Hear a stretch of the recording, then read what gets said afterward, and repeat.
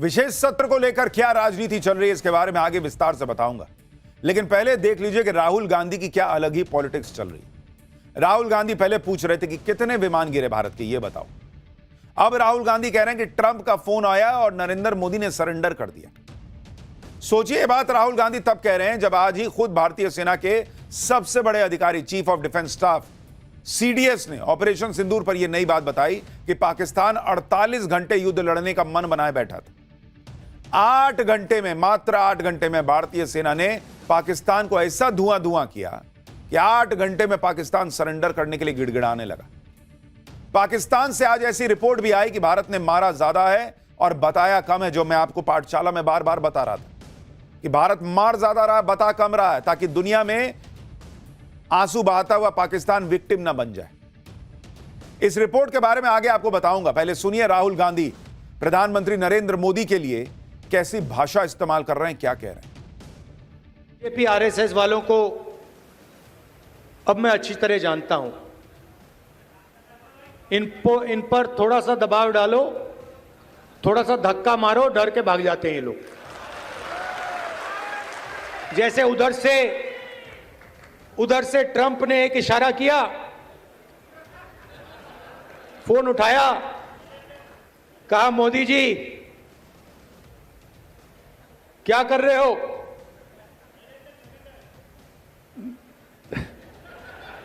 Narendra surrender,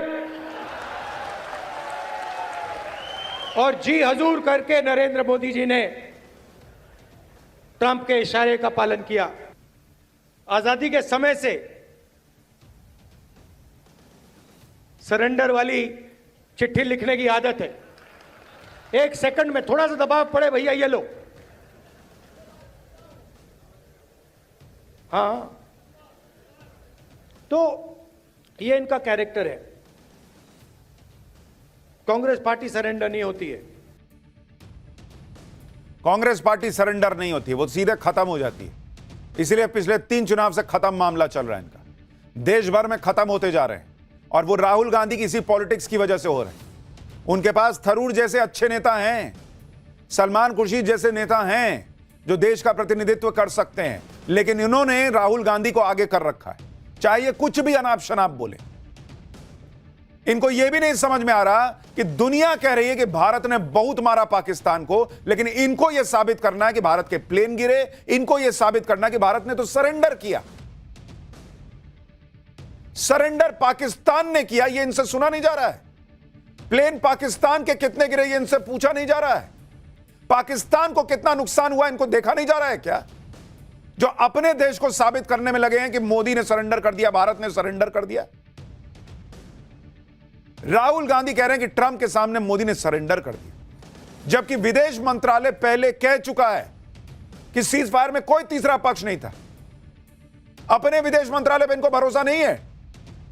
Trump जो इधर उधर बयान बदल रहे हैं, उन पर इनको भरोसा है। पाकिस्तान गिड़गिड़ाया और तब जाके सीज फायर हुआ, विदेश मंत्रालय क्लियर कर चुका, लेकिन इनको अपने देश पर भरोसा नहीं है। यही बात आज सीडीएस जनरल अनिल चौहान ने कही। सीडीएस ने बताया कि पाकिस्तान भारत के खिलाफ 48 घंटे युद्ध लड़ने का सोच रहा था। भारत ने ऐसा मारा, इतना मारा कि 8 घंटे में पाकिस्तान घुटने पर आ गया। पाकिस्तान घुटने पर आ गया, लेकिन राहुल गांधी को साबित करना है कि भारत सरेंडर कर रहा था। सीडीएस को सुनिए, फिर आपको बताता हूं कैसे खुद पाकिस्तान आज दुनिया के सामने मान रहा है खुफिया डॉक्यूमेंट्स में कि भारत ने मारा ज्यादा है, बताया कम है। लेकिन पहले सीडीएस को सुनिए। 10th of May at about 1 a.m. Its aim was to get down India to its knees in 48 hours. Multiple attacks were launched, and in some manner they have escalated this conflict, which we had actually hit only terrorist targets, but also into the military domain. From their perspective, it would have been rational in the sense they would have said that you use military means to hit these targets. But it was also rational on their part, operation which they thought they'll continue for 48 hours, folded up in about 8 hours. And on 10th, when they picked up the telephone and said they wanted to talk. And I think that the rationale behind this the realization coming in stemmed from 2 facts. That one is they must have assumed that if they continued this mode, they're likely to lose much more. आपने सुना, CDS खुद कह रहे हैं कि पाकिस्तान ने phone किया था कि भाई सीज फायर कर लो, छोड़ दो हमको। पाकिस्तान गिड़गिड़ा रहा था। विदेश मंत्रालय कह रहा है, सीडीएस कह रहा है। इनको भरोसा नहीं है राहुल गांधी को। इनको साबित करना है कि भारत का विमान गिरा है, भारत ने सरेंडर किया है। कैसे नेता हैं बॉस? 2 दिन पहले ही सीडीएस ने पाकिस्तान से युद्ध में भारत को एरियल लॉस होने की बात मानी थी। तो यही कांग्रेस उनके बयान को लेकर मोदी सरकार से सवाल पूछ रही। नहीं नहीं, देखो एरियल लॉस। अरे भैया, रूस का 41 विमान फोड़ दिया यूक्रेन ने। आपने वहां किसी को बोलते सुना है कि गिना बताओ कितना विमान फूटा है तुम्हारा? युद्ध लड़ने जा रहे हैं, एक आध विमान इधर से उधर हो गया, इनको बहुत आग लगी है। पाकिस्तान का इतना गिर गया, इनको फर्क नहीं पड़ रहा है। और आज जब सीडीएस खुद कह रहे हैं कि पाकिस्तान को ऐसा ठोका कि पाकिस्तान सीज फायर के लिए गिड़गिड़ाया, तो कांग्रेस ट्रंप के प्रेशर में सीज फायर की थ्योरी बेच रही है। गजब लेवल की इनकी पॉलिटिक्स है बॉस। मुझे समझ में नहीं आता कि राहुल गांधी के आसपास कोई तो होगा जिसको इत्तू सी समझ होगी कि पॉलिटिक्स नाम की चीज कैसे की जाती है, और उसमें भी देश हित बचाया जा सकता है। इतना ही नहीं, खुद पाकिस्तान चीख कर सीज फायर का सच बता रहा है। मोदी के एक्शन से पाकिस्तान को कितना भयंकर नुकसान हुआ, भारतीय सेना ने कैसे पाकिस्तान को टोका, उसके रोज नए नए सबूत आ रहे हैं। अब तो यह भी खुलासा हुआ है कि पाकिस्तान को जितना नुकसान बताया जा रहा है उससे भी कहीं ज्यादा नुकसान हुआ है, और खुद पाकिस्तान ने यह बात मानी है। पाकिस्तान के एक आधिकारिक दस्तावेज में यह खुलासा हुआ है कि भारत ने पाकिस्तान के कई और ठिकानों को तबाह कर दिया है। इन ठिकानों की जानकारी अब तक सामने नहीं आई थी। सबसे पहले भारत ने 9 आतंकी ठिकानों पर हमला किया था, फिर 11 मिलिट्री बेस पर हमले करने की बात थी। अब नए दस्तावेज से पता चला है कि भारत ने पाकिस्तान के 7 और ठिकानों को भी तबाह किया था। यानी ऑपरेशन सिंदूर में भारत ने ऐसा ठोका कि पाकिस्तान अभी तक भारत की स्ट्राइक की गिनती करने में लगा हुआ है। जिधर देखता उधर देखता, अरे भाई इधर भी खुदा हुआ है, उधर भी खुदा है, इधर भी खुदा है, सब भारत खोद के गया है। लेकिन राहुल गांधी को आग लगी है कि कैसे साबित कर दें कि भारत ने सरेंडर कर दिया। वो अभी तक नुकसान का असेसमेंट कर रहा है पाकिस्तान। यहां राहुल गांधी लगे पड़े हैं कि नहीं नहीं, अरे भारत डाउन हुआ यार मोदी के चक्कर। पाकिस्तान के नुकसान पर एक और बड़ी खबर आ गई है। ऑपरेशन सिंदूर पर सेना के सूत्रों से बड़ी खबर। पाकिस्तान को हुए नुकसान पर नया खुलासा हुआ है। भारत ने पाकिस्तान के 6 फाइटर जेट गिराए थे। भारत ने पाकिस्तान का C-130 एयरक्राफ्ट गिराया था। पाकिस्तान के कई क्रूज मिसाइल ढेर किए थे। पाकिस्तान के 10 से ज्यादा लड़ाकू ड्रोन भी गिराए थे। तो भारत लगातार अब जो चीजें निकल कर आ रही हैं, क्योंकि अब तो दुनिया में विक्टिम बनने का मौका जो है वो पाकिस्तान यूज भी कर ले तो फर्क नहीं, दुनिया को पता है क्या हुआ है नहीं हुआ है। तो अब धीरे धीरे चीजें खुल रही हैं। और आप याद कीजिए, हमने पाठशाला में आपको कहा था कि भारत ने जितना मारा है अभी उतना बताया नहीं है, और देखिए वही हो रहा है। अब बताया जा रहा है कि 6 और फाइटर जेट गिरे थे। C-130 फोड़ दिया था भारत ने, इनके जो ड्रोन थे वो फोड़ दिया था भारत ने। ये उसके अलावा है जो अभी तक आपको पता है। पाकिस्तान को इतना जबरदस्त नुकसान हुआ, फिर भी हमारे यहां कुछ लोग भारतीय सेना के नुकसान को ही गिना रहे हैं। ये लोग संसद का विशेष सत्र चाहते हैं जिससे ये ऑपरेशन सिंदूर पर राजनीति कर सके। शायद इंडी गठबंधन ने आज मीटिंग करके विशेष सत्र की मांग की। विशेष सत्र बुलाने के पीछे विपक्ष का तर्क क्या है भाई? कि सरकार जब पूरी दुनिया को ऑपरेशन सिंदूर के बारे में बता रही है तो फिर संसद में बताने में दिक्कत क्या है? पाकिस्तान से सीज फायर में ट्रंप का रोल क्या है? इस पर सरकार को स्टैंड क्लियर करना चाहिए।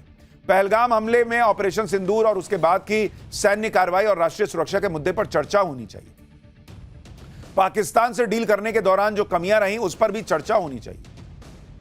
सुनिए विशेष सत्र की मांग को लेकर विपक्ष के सांसद क्या कह रहे हैं, एक बार सुनिए, फिर आपको बताऊंगा कि विशेष सत्र बुलाने की विपक्ष की मांग पर मोदी सरकार क्या करने जा रही है। पूरे घटनाक्रम पर सरकार अपनी बात रखे। पहलगाम आतंकी हमले से लेकर ऑपरेशन सिंदूर तक, ऑपरेशन सिंदूर से लेकर अमेरिका द्वारा सीज फायर की घोषणा तक, और उसके बाद भी जो क्या क्या प्रयास किए जा रहे हैं पाकिस्तान को दुनिया में अलग थलग करने के लिए, उसमें कितनी सफलता मिल रही है। सारी दुनिया को तो बता रहे हैं, लेकिन संसद को और संसद के माध्यम से हिंदुस्तान की जनता को अंधेरे में रखना चाहते हैं। हमें इस अवसर पर किन देशों से समर्थन मिला, एक देश भी खुलेआम हिंदुस्तान के समर्थन में नहीं आया। ये चिंता की बात है। हम डिप्लोमेटिक फ्रंट पर पूरी तरह असफल हो गए। विपक्ष कह रहा है कि पूरी दुनिया को बता रहे हैं, तो हमको क्यों नहीं बता सकते संसद का विशेष सत्र बुला? अरे भैया, दुनिया को वही बता रहे हैं जो डिफेंस में या अपने रक्षा मंत्रालय के लोगों ने, अपने सेना के लोगों ने प्रेस कॉन्फ्रेंस करके बताया, ऑलरेडी बताया हुआ है भाई। दुनिया को कुछ अलग नहीं कहानी सुना रहे हैं। वही जो प्रेस कॉन्फ्रेंस दुनिया ने देखी है, भारत के लोगों ने देखी है, वही उधर बता रहे हैं। जो विदेश मंत्रालय ने प्रेस कॉन्फ्रेंस की थी, वही सारी बातें वहां बता रहे हैं। आप देखना चाहिए, तब ना दिखेगा बॉस। और विशेष सत्र क्यों चाहिए? अभी तुरंत तो कुछ हो नहीं रहा, अभी मॉनसून सत्र आने ही वाला है, उसमें सुन लीजिएगा। इनको सेना की तारीफ करने के लिए विशेष सत्र चाहिए, लेकिन जो बातें बोल रहे हैं उसमें तारीफ दिख रही है आपको। विपक्ष का यह भी तर्क है कि संसद सत्र बुलाकर सेना के शौर्य का सम्मान करना चाहिए। आप सोचिए, विपक्ष के जो नेता ऑपरेशन सिंदूर पर सवाल उठा रहे हैं। कुछ लोग कह रहे हैं ऑपरेशन सिंदूर फेल था, किसी को जानना है कि कितने भारत के विमान गिरे।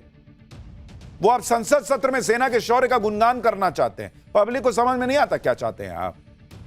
विपक्ष लोकतंत्र की दुहाई देकर विशेष सत्र बुलाने का जोर डाल रहा है, लेकिन विपक्ष के तेवर बता रहे हैं कि सत्र बुलाने के पीछे उसकी मंशा कुछ और ही है। ऐसा लग रहा है कि विपक्ष का सारा जोर विशेष सत्र बुलाकर नरेंद्र मोदी को कोसने पर है, क्योंकि जिस तरह से ऑपरेशन सिंदूर पर पीएम मोदी की लोकप्रियता बढ़ी है, उससे विपक्ष जरूर तनाव में है। इसलिए आप देखिए कि पहलगाम हमले के बाद से ही इंडी गठबंधन के अलग अलग दल विशेष सत्र बुलाने की मांग कर रहे हैं।